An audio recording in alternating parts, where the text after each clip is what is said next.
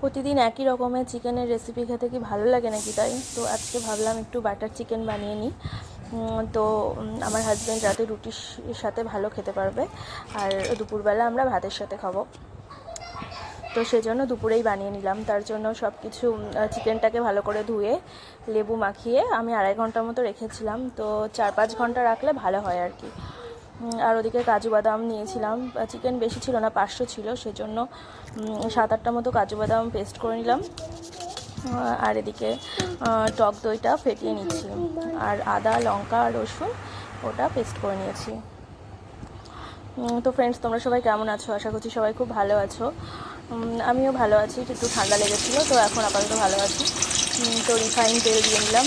কড়াইটা এরকম লাগছে কারণ কড়াইয়ের আগে একটা ভাজা করেছি, কাঁকড়োল ভাজা, সেজন্য এখানে তেল ছিল, সেই তেলের মধ্যে রিফাইন তেল দিয়ে দিয়েছি। তার মধ্যে চিকেনটাকে এবার একটু ভেজে নেবো হালকা করে।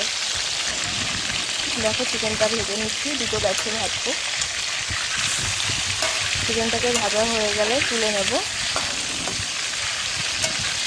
তো তোমরা সবাই বাটার চিকেন খেতে ভালোবাসো? আমার তো খুব ভালো লাগে খেতে, রেস্টুরেন্টে গেলে ভালো লাগে। তো খেতে কিন্তু খুব সুন্দর হয়েছিল। দেখো, ভাজা হয়ে গেছে চিকেনটা। এবার ওই তেলের মধ্যেই বাটার দিয়ে দেবো, দিয়ে এবার একটু বাটারটাকে তেলের সাথে মিশে গেলে এবার ওর মধ্যে একটু চিনি দিয়ে দেবো। চিনিটাকে নাড়িয়ে চাড়িয়ে নিয়ে এবার তার মধ্যে আদা রসুন আর লঙ্কা যে পেস্টটা করেছিলাম সেই বাটাটা এবার দিয়ে দেবো। দিয়ে এবার এটাকে ভালো করে নাড়িয়ে চাড়িয়ে নেব। নিয়ে এবার তার মধ্যে একটা একটা করে দেবো আর কি। তার মধ্যে কাজু বাদাম বাটাটা দিয়ে দিলাম, দিয়ে এবার ভালো করে মাখিয়ে নিয়ে ভালো করে নেড়েছে। তার মধ্যে এবার ফেটানো দইটা দিয়ে এবার নেড়ে ছেড়ে নেবো সুন্দর করে। নাড়িয়ে নিয়ে তার মধ্যে একটু কাশ্মীরি রেড চিলি পাউডার দেবো কালারের জন্য। দেখো, এবার কালারটা খুব সুন্দর আসবে। দিয়ে এবার এটাকে সুন্দর করে নাড়িয়ে যতক্ষণ না তেল ছাড়ছে ততক্ষণ এটাকে নাড়িয়ে নিতে হবে। তার মধ্যে একটু লবণ দিয়ে দেবো পরিমাণ মতো।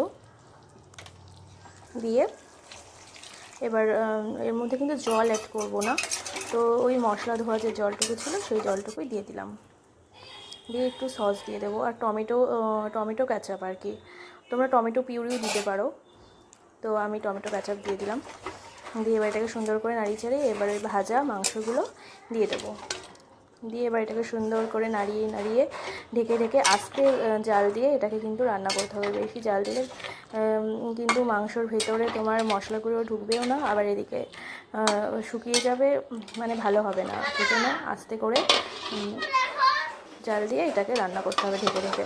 তো এবার ঢাকনাটা সরিয়ে দেখি, এবার এটাকে নাড়ি চাড়িয়ে নিয়ে আস্তে আস্তে করে রান্নাটা করতে হবে সুন্দর করে। দিয়ে দেখো, এবার এর মধ্যে আমি একটু যেহেতু টক দই দিয়েছি, তো এবার ব্যালেন্স করার জন্য, মিষ্টিটাকে ব্যালেন্স করার জন্য, তো এর মধ্যে একটু মধু দিয়ে দেবো 1 চামচ মতো। এটা কিন্তু বড় চামচের 1 চামচ মধু দিয়ে দেবো। তাহলেই মিষ্টিটা ঝালটা সব কিছু টকটা ব্যালেন্সে আসবে। দিয়ে এবার প্রায় হয়ে গেছে আমার বাটার চিকেনটা।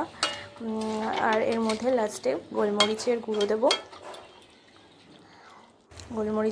দেবো, আর হচ্ছে তোমার সবার লাস্টে একটু বাটার দিয়ে দেবো। তো ফ্রেশ ক্রিম যদি থাকে তো তোমরা সেটা দিতে পারো। ও আচ্ছা, আর একটা জিনিস হচ্ছে তোমার মেথি, কাসুরি মেথি, সেটা দিয়ে দিতে হবে। ওটা একটু ভালো ব্র্যান্ডেড দিলে ভালো হয় আর কি। তো আমি সানরাইজেরটা দিচ্ছি, কাসুরি মেথিটা দিয়ে এবার এটাকে ভালো করে নাড়িয়ে চাড়িয়ে লাস্টে বাটার দিয়ে নামিয়ে দেবো। আর এরপরে তোমরা যদি তোমাদের কাছে থাকে তো তোমরা কিন্তু ফ্রেশ যে ক্রিমটা হয় সেটাও দিতে পারো, তাহলে দেখতে ভালো লাগে।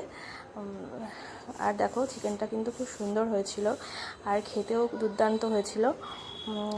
তোমরা এভাবে বাড়িতে বানিয়ে খেতে পারো, খুব ভালো লাগে। আমার তো খুব ভালো লাগছিলো, আমি একটু চেখে দেখছিলাম, তো তোমাদেরকে ডাকলাম এসো তোমরাও খেয়ে যাও। তো ঠিক আছে ফ্রেন্ডস, টাটা বাই বাই। আজকের মতো সবাই ভালো থেকো, সুস্থ থেকো।